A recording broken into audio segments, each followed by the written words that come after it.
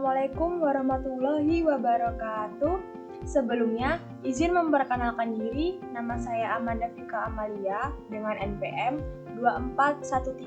2413024009. Nah, jadi di sini saya akan menjelaskan sedikit materi mengenai keanekaragaman hayati tingkat gen.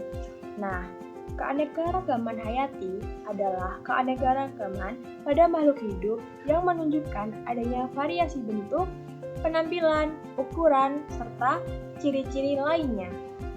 Keanekaragaman hayati disebut juga biodiversitas atau biodiversity, meliputi keseluruhan berbagai variasi yang terdapat pada tingkat gen, jenis, dan ekosistem di suatu daerah. Keanekaragaman ini terjadi karena adanya pengaruh faktor genetik dan faktor lingkungan yang memengaruhi fenotip ekspresi gen. Nah, keanekaragaman gen. Gen adalah substansi kimia sebagai faktor penentu sifat keturunan. Gen terdapat dalam lokus kromosom. Kromosom ada dalam inti sel.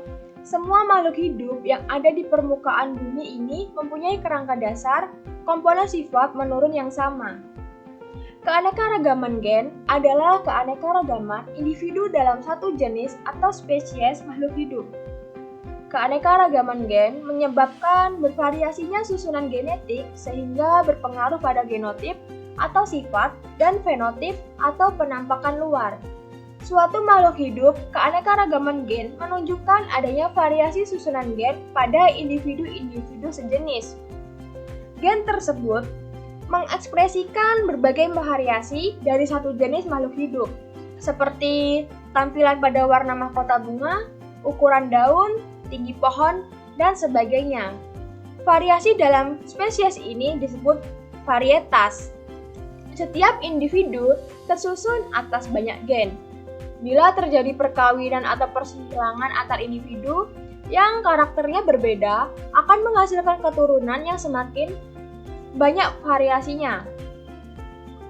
Hal ini terjadi karena pada saat persilangan akan terjadi penggabungan gen-gen dari masing-masing individu melalui sel kelamin.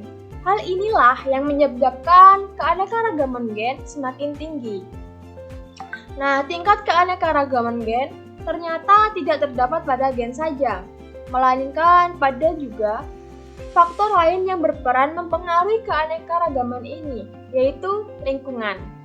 Sifat yang muncul pada setiap individu merupakan interaksi antar gen dengan lingkungan.